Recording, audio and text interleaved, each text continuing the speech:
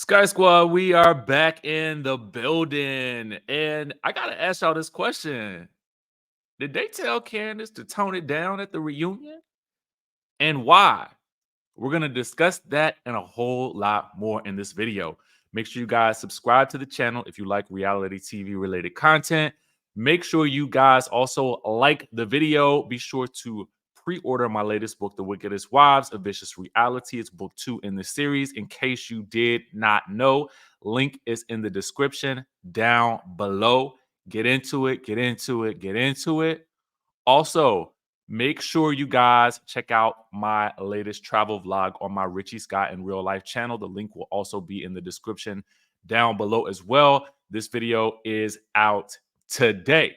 All right, let's get into the Candace of it all. So, y'all, we talked yesterday about Candace doing this interview with Bryce Sander on Entertainment Tonight's website, right? So we talked about that. And what we really didn't get into, though, was this tidbit that was pulled out by our friends at the Neighborhood Talk. Shout out to them. So it says, interesting. Candace Dillard Bassett says that there were things that she would have said at the reunion, but didn't since Bravo requested that things not be so harsh. So if you dive deeper into the video, then you will have heard Candace say when asked about the reunion, and she's really kind of asked about whether or not the show played a part in her decision to do this and have this pregnancy journey outside of the gaze of the camera. And she says it was 90% of the reason because of where the show is in its current incarnation. But she also reveals that the powers that be, I guess the network, have pulled her to the side and asked her not to be so vitriolic in this reunion and to basically tone things down. I am either assuming so that she doesn't come across so harshly, or bottom line, that she doesn't read these girls down, because you know that she could have. I think a lot of us probably got the sense that she was holding back. It was revealed at the beginning of the reunion that Giselle had said, well, she was told that Candace would be talked to. Okay. Now, I don't know if that was from last season going into this season, or if that was going into this reunion. But she was told that Candace would be talked to. So my assumption would be that at some point, Giselle has had conversations with the higher ups based on those clues, right? So my question then would be, did the network have those same conversations with anyone else? Or was it because of the way in which Candace literally dragged Giselle and told her about her privilege at the end of the reunion, and how, really not necessarily her privilege, but how Giselle tends to use it, whether that's consciously or subconsciously? I don't know. What I do know is that your girl was basically told to tone it down.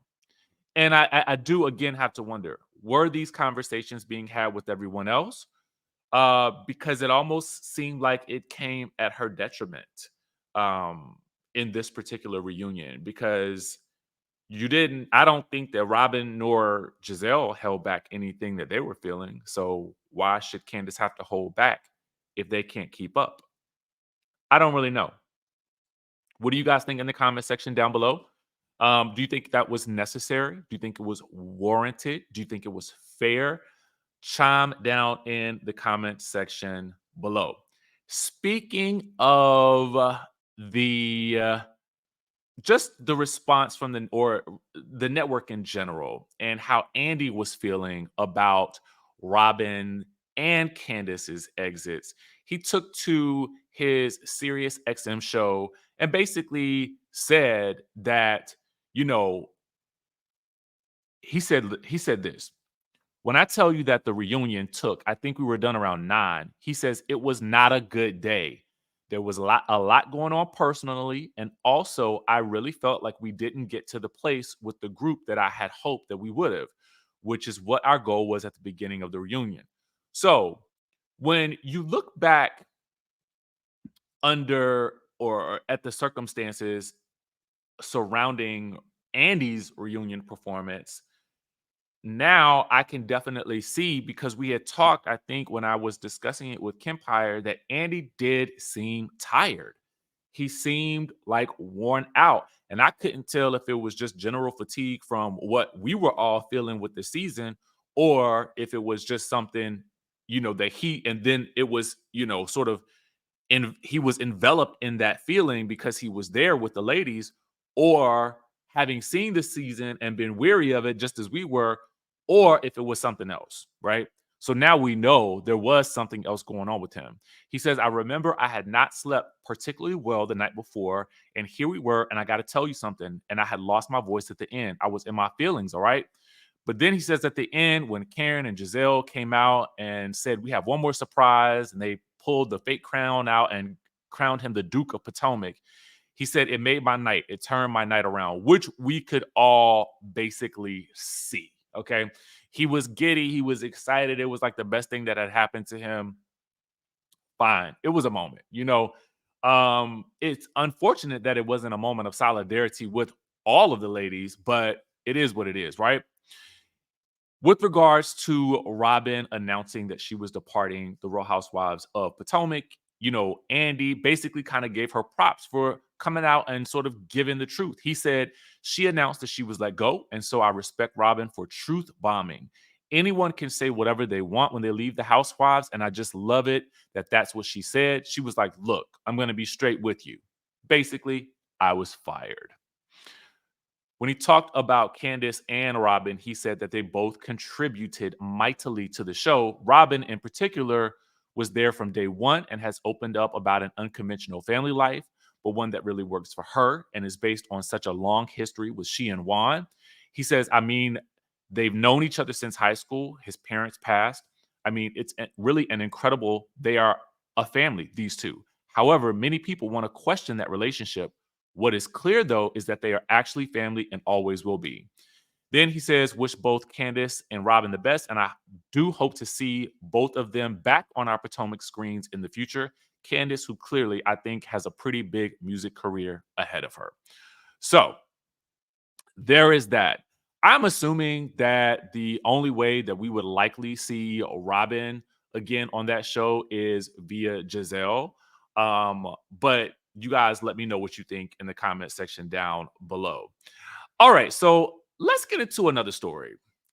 This one was pretty interesting, odd to me.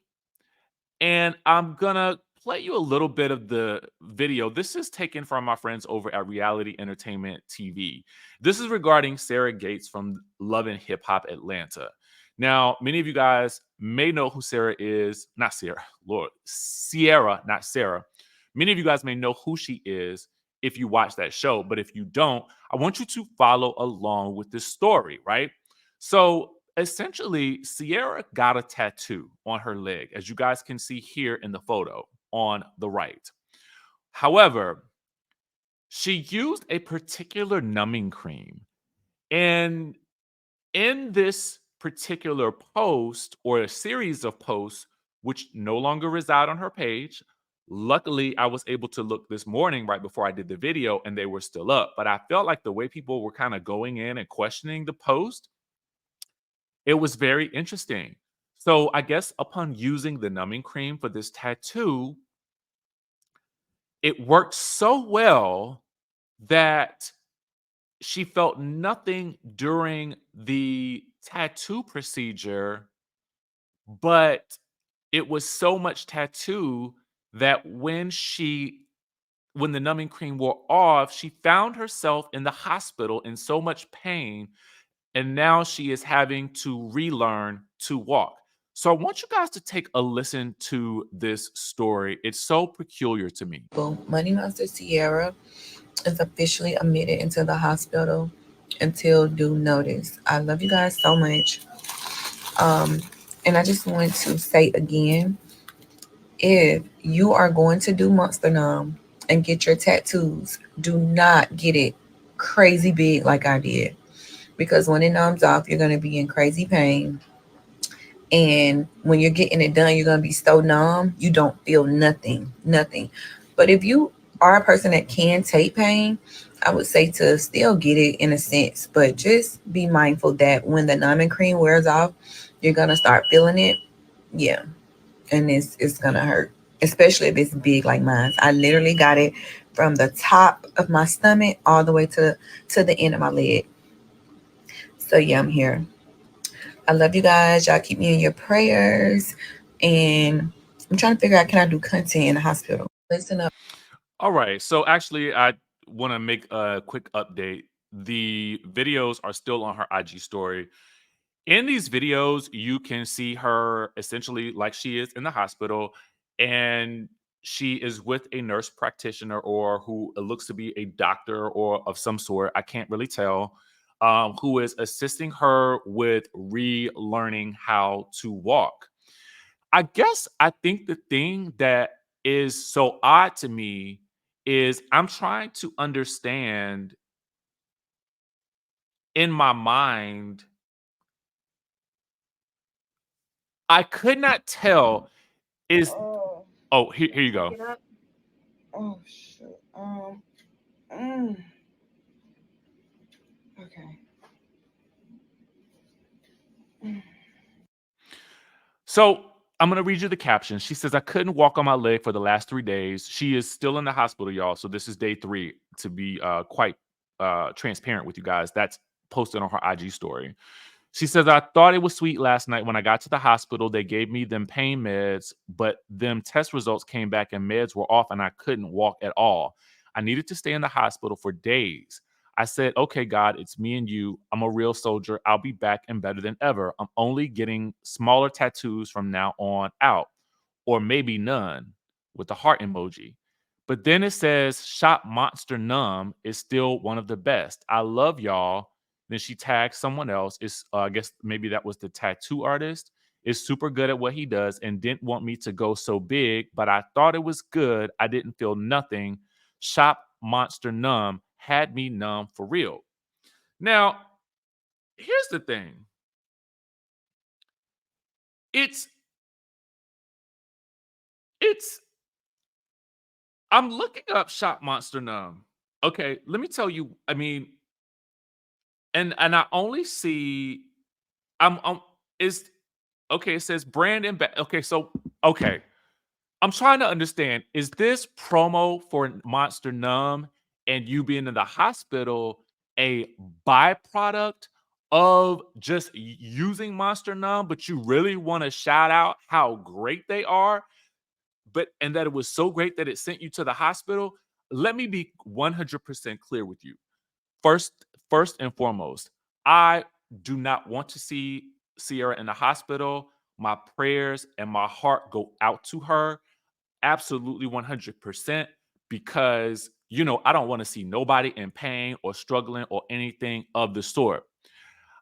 I guess what I'm trying to understand though is it's it's kind of an interesting way to promote a brand. I'm not mad at it. I'm not mad at the fact that it works. Okay. Um, I think I'm more trying to understand the execution of it all. Especially being that I am somebody, and again, here's the tattoo overall. She's definitely I mean, I she could have honestly just posted this. I as somebody who gets tattoos, I'm just gonna go ahead and tell you, I I'm covered in tattoos. So I am always looking for the best products to use. I've had tattoos done and on my chest and my neck and stuff like that that I've never used numbing cream on, and it hurt like all get out. I have very large tattoos, okay?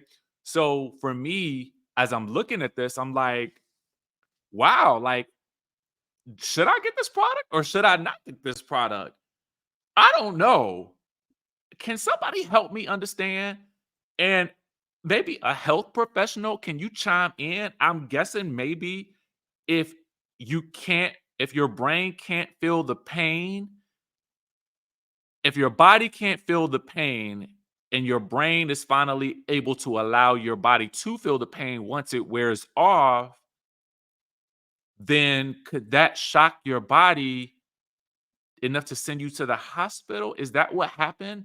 I'm trying to understand. Regardless, listen, Sierra, I hope that you get better. I hope that you are able to get it together and that everything, you're able to walk and all that stuff like that. I really do.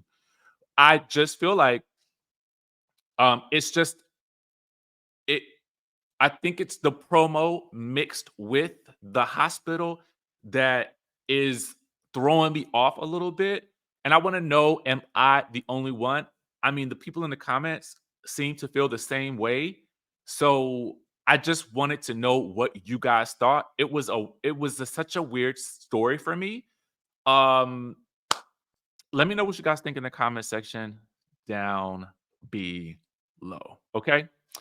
The next quick thing that I do want to talk to you guys about is this. All right.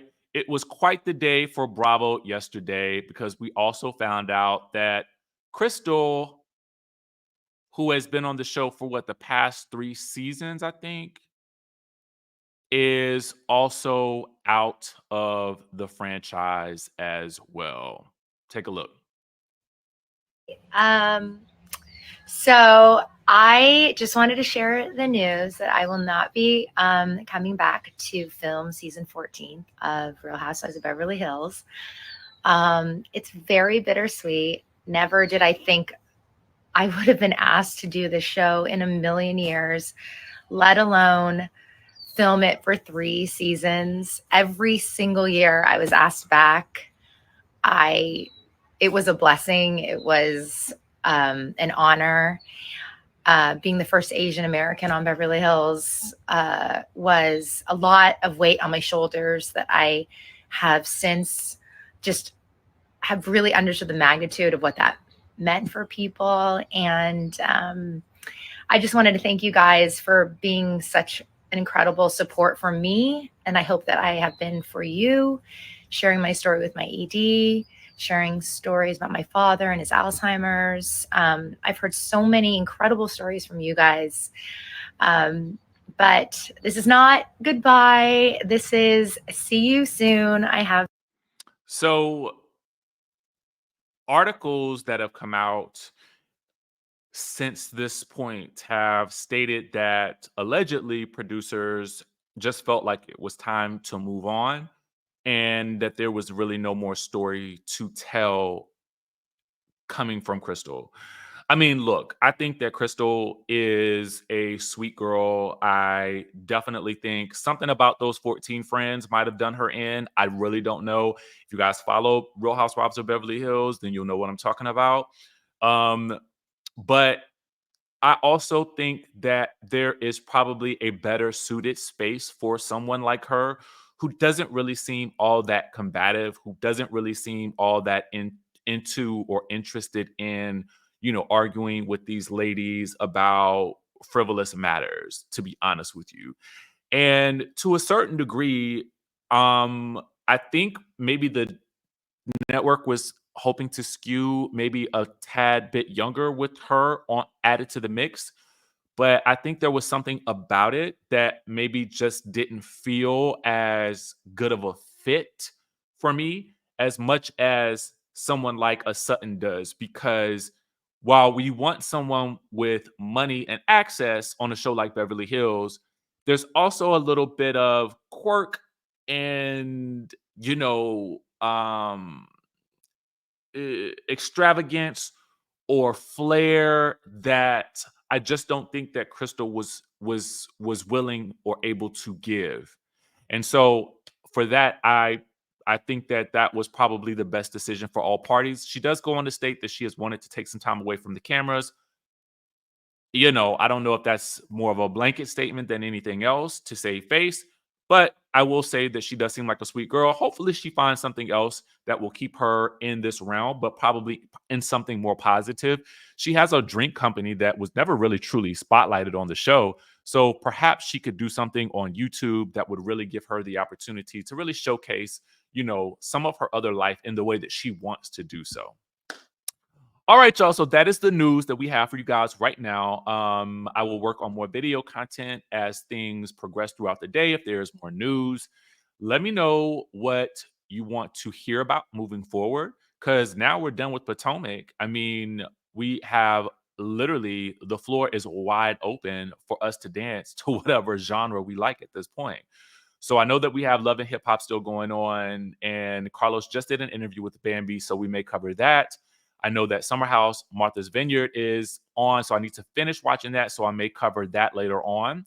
We also have Jersey coming up. If you guys want me to recap Jersey, then I'll touch on that. And we also have Dubai coming up as well. No news on Atlanta today yet, so we'll just kind of have to wait and see. I mean, actually, I'm hearing some things, but nothing I can say right now. So with that being said, I will catch you all in the next video.